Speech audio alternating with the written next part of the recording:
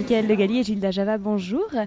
Alors vous êtes aujourd'hui à la librairie Dialogue pour une séance de dédicace du premier tome d'une nouvelle série aux éditions Glénat qui s'intéresse à la figure fascinante d'Alexandre le Grand.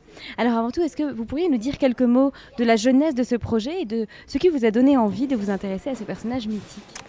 Ce qui nous a intéressé au début avec mon camarade David Chauvel, puisque c'est le co-scénariste de cette série, c'était surtout d'utiliser le personnage d'Alexandre pour raconter ce qui se passe autour.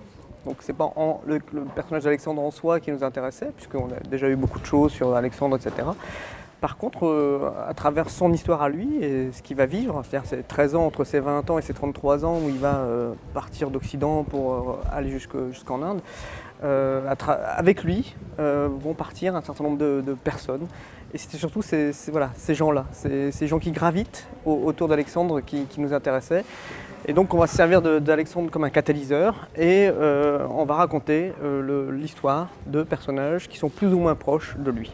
Mais en aucun cas, l'histoire d'Alexandre ne nous intéressait.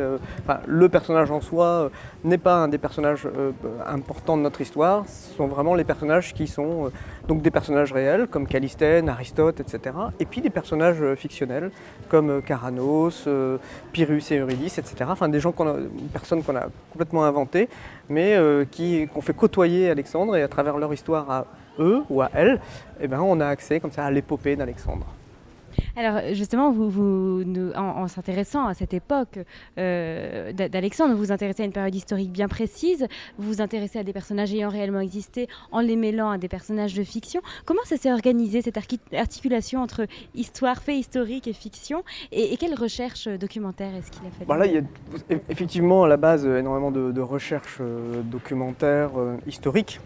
De par ma formation, je fais une licence d'histoire, puis après des études d'ethnologie donc qui mêlent à la fois la recherche historique pure et puis l'ethnologie, l'humain, puisque l'humain revient. Donc voilà, le côté anthropologie ramenant l'humain sur le devant de la scène.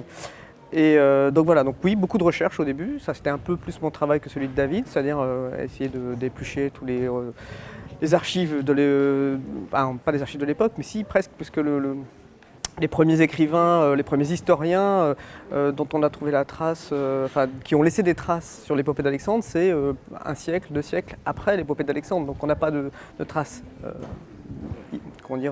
du moment contemporaine d'Alexandre. Il a fallu attendre au moins un siècle pour avoir des témoignages. Donc déjà ça, c'était passionnant de retrouver ces témoignages même qui sont déjà presque légendaires. Et puis évidemment les travaux actuels d'historiens, des recherches, alors là après Gilda pourra en parler, des recherches visuelles évidemment, on est obligé de recréer des monuments, des costumes, etc. qui n'existent plus.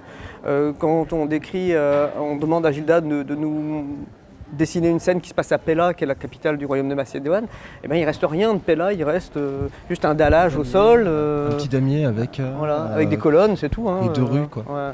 C'est tout. Donc Gilda est obligée de réinventer complètement la ville de Pella, la cité de Pella. Donc il y avait ça aussi qui était intéressant, c'était d'emmener le lecteur dans un espace qui n'existe plus. Et puis à partir de là, dans un univers où on recrée la Grèce de l'époque, puisqu'on est à une époque où évidemment on a encore des images du siècle de Périclès, etc. Mais c'est un peu ça, c'était de faire voyager le lecteur dans le temps et dans l'espace aussi. Donc ça, c'était intéressant.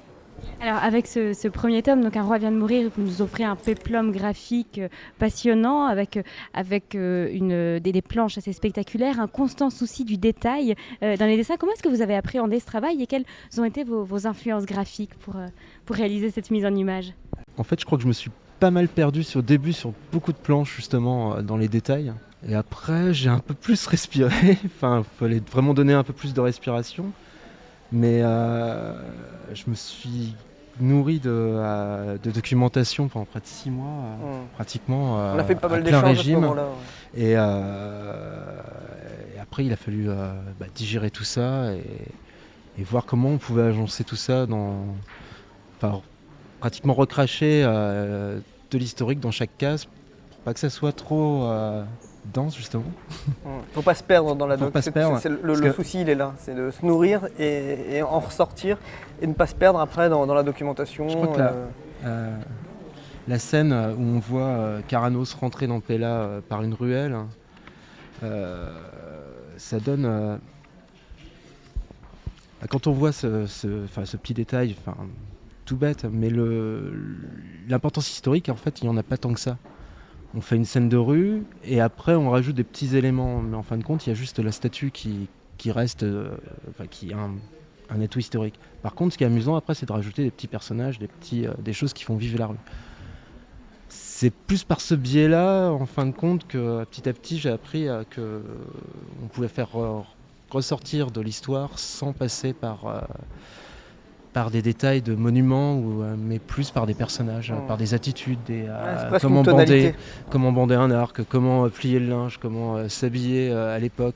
Mettre ça en toile de fond raconte plus une histoire de l'ambiance historique que faire des pavés de rue.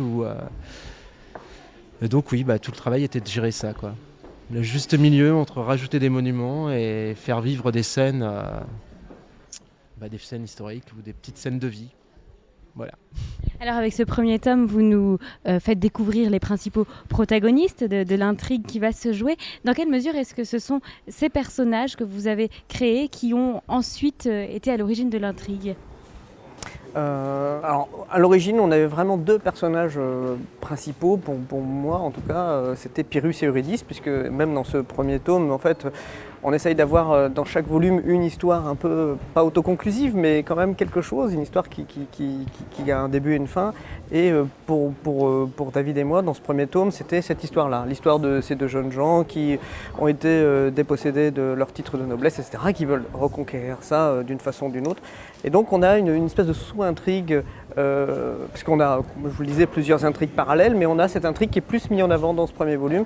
Et c'est vrai que c'est l'histoire de Pyrrhus et Eurydice, puis après vient l'histoire de Caranos, avec l'histoire du trésor, des 10 000, etc. Enfin, voilà, il y a aussi tout ça, tous ces personnages, et en fin de compte, on s'attache énormément à tout le monde, puisque comme ils viennent, ils repartent, etc. Ce principe d'histoire multi-personnages fait qu'on a aussi l'attachement pour tout le monde, même pour ceux qu'on déteste, donc c'est très bien. Alors lorsqu'on découvre la dernière planche de ce premier tome, on attend avec impatience de découvrir la suite. Est-ce que vous pourriez nous dire peut-être quelques mots du deuxième tome qui est en projet ou en préparation ? Tu peux dire déjà qu'il y a 16 pages de fête. La 17e est bientôt finie. Alors la prochaine étape, on va à Thèbes. Qu'on suit là, c'est pour ça qu'Alexandre reste le catalyseur, parce que, mais si on n'en dévoile rien, parce qu'on connaît l'histoire d'Alexandre. Ouais, on connaît l'histoire d'Alexandre. Donc on prend des jalons de l'histoire d'Alexandre. On savait que à la mort de Philippe, Alexandre va commencer par pacifier la Grèce, se faire reconnaître par tous les Grecs comme le chef de l'armée, puisque grosso modo c'est ce qui l'intéresse, parce qu'il ne fait que poursuivre l'action qui était en cours par Philippe. Philippe avait déjà prévu une expédition en Perse. Il voulait juste s'arrêter sur libérer les villes grecques qui étaient encore sous l'emprise des Perses. Alexandre va aller beaucoup plus loin, va aller au-delà du rêve du père, mais on suit. La prochaine étape, c'est évidemment la révolte de Thèbes, c'est-à-dire que Thèbes apprend que Alexandre est soi-disant mort en Illyrie et se révolte contre les Macédoniens, sachant qu'il y a une petite garnison de Macédoniens à Thèbes. Voilà, c'est Alexandre qui va remettre les choses en ordre à ce moment-là. Donc ce deuxième tome va se concentrer sur l'épisode de Thèbes.